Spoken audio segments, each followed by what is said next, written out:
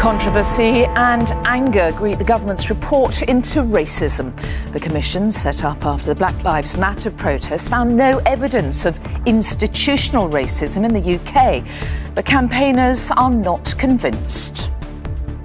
We didn't march last year to be told that our experiences aren't real, that we're essentially making things up, that racism can't exist.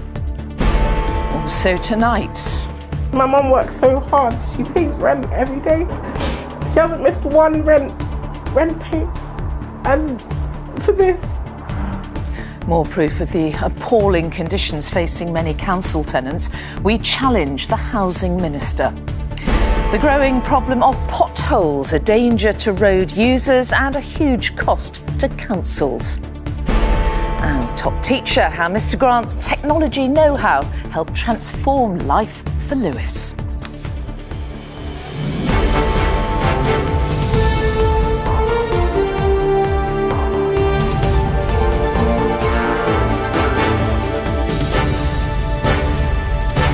This is the ITV Evening News with Mary Nightingale. Good evening. Campaigners have reacted with disbelief and frustration following the publication of a major report into racism in the UK.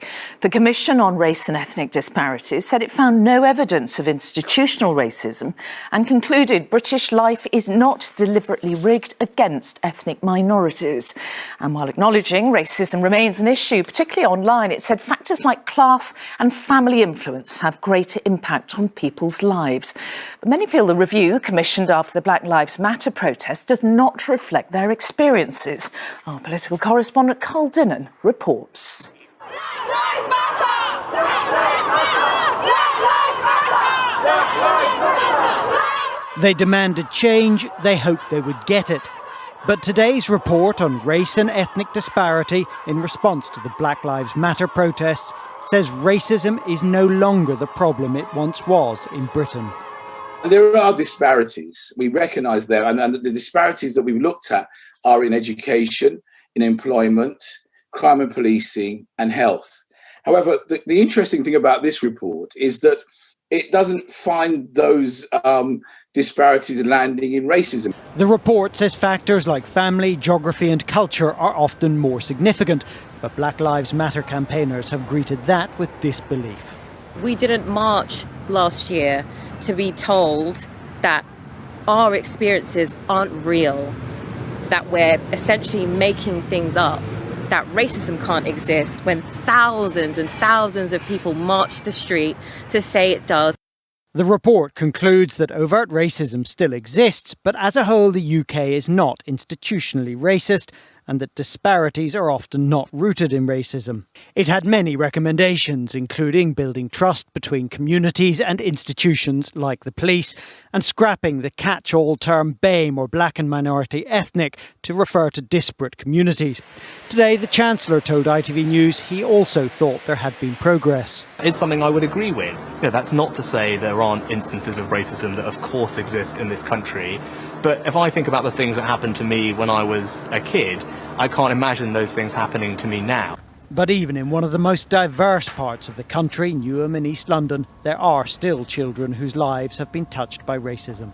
I have experienced racism, and it was at a very young age, in primary school, year 3, and I was actually bullied for being the only coloured girl in my class. It's not as severe as it used to be, but it's just the stereotypes and the prejudice and just little remarks that kind of make you feel belittled. Black Lives Matter! Black Lives Matter! Today's response to the Black Lives Matter movement was an attempt to take the heat out of the debate, but the initial response from many who campaign on issues of race suggests the temperature has, if anything, been raised. Carl Dinnan, ITV News, Westminster. Okay, let's speak to our political reporter Shihab Khan, who's at Downing Street. Now, Shihab, the Prime Minister commissioned this review last year, and you have been speaking to a lot of people about today's conclusions. What has the reaction been that you've come across? Yeah, I've spent the day gauging the reaction and the response from a number of people, most of whom are very senior in their respective fields. So I've been speaking to senior doctors, senior lawyers, those in the criminal justice system, as well as head teachers, and also people who work on the ground tackling racism day to day in their day-to-day lives. And they've all been fairly united in their response in dismissing this report. They don't really agree with the idea that structural racism or institutional racism isn't really a contributing factor to people's lives. They argue that that goes against their lived experiences. They've also made the case that having experienced it themselves, they now feel as though they're being ignored. Many have been pointing to the fact that those who are involved in writing this report, and you heard from the chair of the commission that was involved there, Tony Sewell, he featured in that report by my colleague Carl. Many are saying that he was voicing these opinions months ago, years ago, and he's well known for that. The difficulty here is for the government is how do you have a truly independent review? How do you find someone who hasn't got a view on this to make a judgment? It's a difficult one, and I think we'll be talking about this for some time. OK, Shihab Khan at number 10. Thank you. Now, ITV News has seen fresh evidence of the atrocious conditions people around the country are having to live in. After we filmed inside mould-ridden council flats in Croydon, hundreds got in touch with similar stories. The Housing Secretary today denied that cuts to council budgets were to blame. But as our political correspondent Daniel Hewitt found out, that's little consolation to those coping in damp homes. For over 50 years, families across Birmingham have called these tower blocks their home. But inside, these buildings are showing their age. In several flats, families showed us the water leaking from their ceilings through light fittings and down their walls, and the damp, damage and disrepair it's left behind. I've woke up mornings and I've got mould all on top of my plates, all on top of my cooker. On the morning we arrived, Kaylee was looking after her 5-month-old daughter and 5-year-old son in the living room when the ceiling of the kitchen caved in for the second time in 4 months. We've had leaks constantly. When the council come out, they don't sort the problem out. It happened in December. They come out, replastered it, but it didn't dry, so it's turned into mould, and then it's dropped down to this morning. To be honest, I can't live like it anymore. It's horrible. I can't make it feel like a home for me or my kids. After we left, this debris tested positive for asbestos, and the family are now being moved out by their landlord, Birmingham City Council. They told us the problem is down to poor plumbing by the neighbour above, and there's a high level of tenant satisfaction in their 60,000 properties. We found little evidence of that in the flats we visited here, but tenants across the country are facing the same problems. So this is your bedroom? Yes, it is. Oh wow, okay. Is that all mould? Yes, it is. In West London, Umu lives with her sister and her mum in this 2-bed flat. They say they've had mould like this throughout the 10 years they've been here. And then there's the bathroom. The place is leaking again. Constant leaking has caused this hole in this cracked ceiling. The room is covered in mould and damp, and the light hasn't worked for years. Not even an animal is treated like this, you know? Sorry. You're right. My mum works so hard. She pays rent every day. She hasn't missed one rent pay. And for this. Their landlord, Hammersmith and Fulham Council, apologised unreservedly and said no one should have to live in these conditions. The family, though desperate to move, have so far turned down 5 alternative properties, telling us they simply weren't suitable. We put our findings to the Housing Secretary. Isn't all this the consequence of a decade of cuts to council budgets and not enough homes being built? No, absolutely not. We've been investing in housing. We want to see more social homes being built in this country. We've created a £12 billion affordable homes programme to do just that. There's still going to be fewer homes and less money for councils than there was 10 years ago. Well, the number of homes being built by councils is actually rising as a result of the changes that we've brought in. But those homes simply aren't being built fast enough for the families forced to live in conditions like this, and the council's telling them they have very few places left for them to go. Daniel Hewitt, ITV News.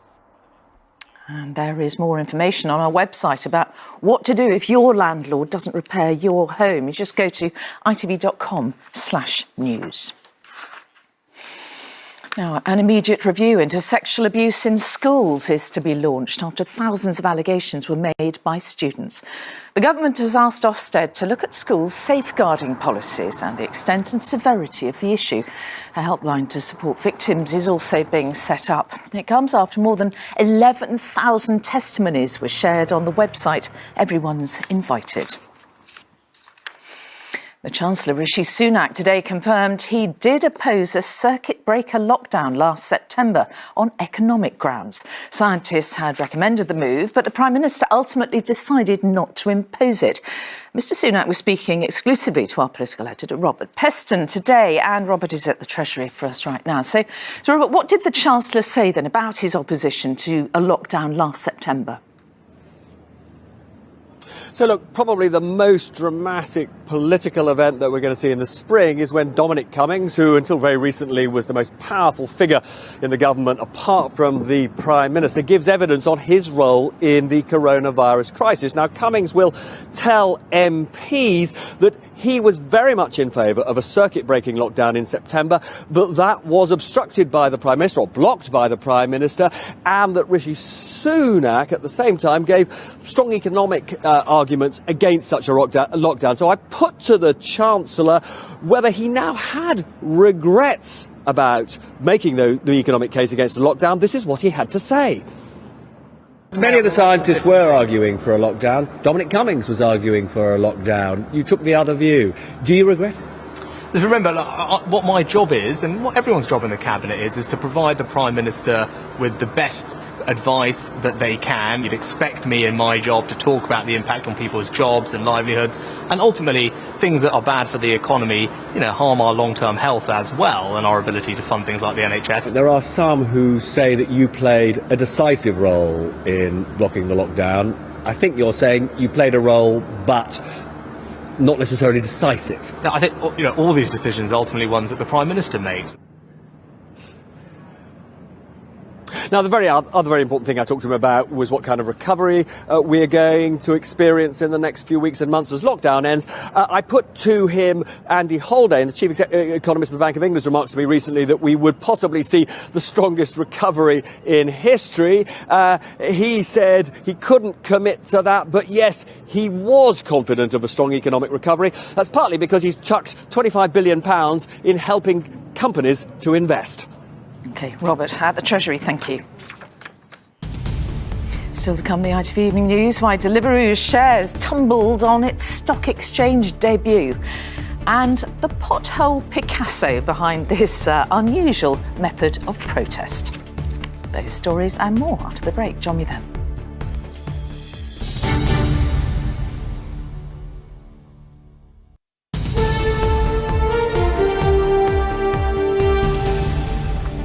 Again, welcome back. Now, it's been a painful debut for Deliveroo on the stock market. Its share price tumbled today, with analysts calling it the worst opening day's performance in a decade.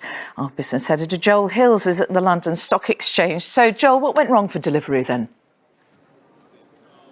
Well, look, as stock market debuts go, Mary, this one was pretty dramatic. The slump in the share price is embarrassing for the company, which wants to be seen as a great British tech success story, and for the government, which was hoping to showcase London as a place for tech companies everywhere to come and raise money. Now, the IPO was priced at £3.90. That's what Deliveroo shares were priced at when they slumped on opening and ending the day down 26%. That's humiliating, but it isn't a disaster. Deliveroo did manage to sell the shares it wanted to, raising £1 billion for the company and £26 million for its founder, Will Shue. A third of Deliveroo's riders in the UK are also in line for an average bonus of £600. Now, the company is blaming choppy market conditions for the slump in the share price, and market conditions have been choppy. But in the last week, we've seen a series of large institutional UK investors publicly spurn the opportunity to invest in Deliveroo. They were put off by Deliveroo's insistence on limiting shareholders' voting rights. They're also concerned that the company's going to come under a lot of pressure to improve the paying condition of drivers, and that it will struggle to make a profit as a result.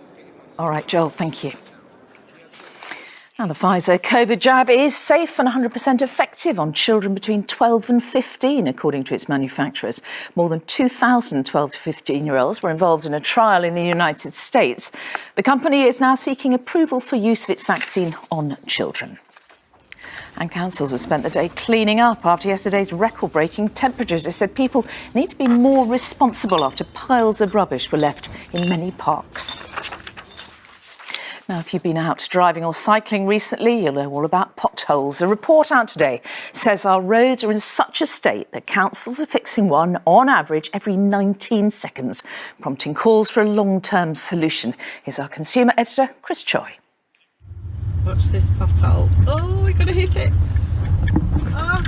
Karen Holland in Lincolnshire was furious when her car tyre burst. Now she's known as the Pothole Picasso, protesting by highlighting them with paint and even ducks if they're deep enough. If you see them, you can go round them, but if they're full of water, you've got no chance. Lincolnshire Council says it's repaired more than 27,000 potholes over 12 months and that Karen makes things worse because they have to remove her paint before fixing them. But she's determined to fight on, drawing attention to an expensive and dangerous national problem. You have your cars MOT'd to make sure they're fit for the roads. What about an MOT for the roads to make sure they're fit for cars? Despite an average 15% rise in highways budgets, councils say that's still lower than 2 years ago.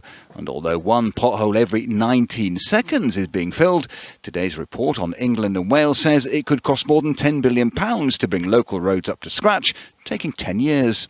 Despite all the problems of pandemic, road crews like this have continued to work, and an increased amount of taxpayers' money has gone into trying to fix the pothole problem.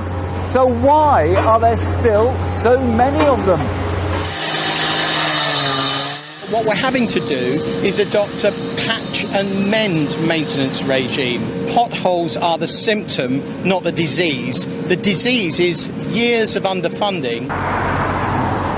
Central government put in an extra £2.5 billion over 5 years, but the road repairs industry says there are worrying holes in policy too, with more long-term funding needed. Chris Choi, ITV News.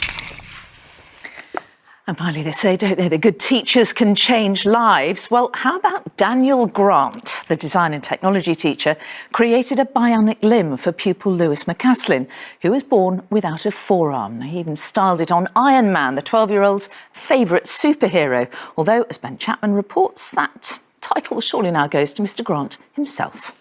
OK, let's have another go picking up the glass.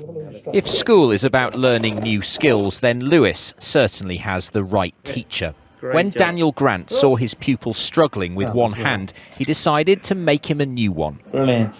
Lewis was born without his left forearm. He has a prosthetic but doesn't wear it because it's uncomfortable. The last one was like heavy, tighter, and you had to actually like bend your arm and it hurt. His new arm works by closing the fist when Lewis bends his elbow. It's even designed with a light to look like Iron Man, his favourite character. So this is the CAD file of the palm.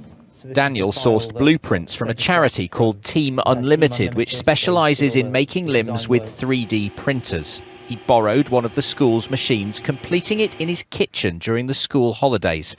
The materials cost just £30. There are some modifications we need to make, and I think we're both still sort of learning its capabilities. But it's been superb to watch him pick up various bits and pieces and just hope that he gets a lot of enjoyment out of it. So what do you think about Mr. Grant? I think he's great, a great teacher. He helps people out, and yeah. How much has he helped you? A lot. I can like finally ride my bike to a park and all that. He says the new limb will also allow him to play sport and climb, a life transformed by the thoughtfulness of a teacher. Ben Chapman, ITV News, Sheffield. Oh, well done, Mr. Grant. That's it for now. Julie's here at 10. From me and all the team, stay safe and well. Bye-bye.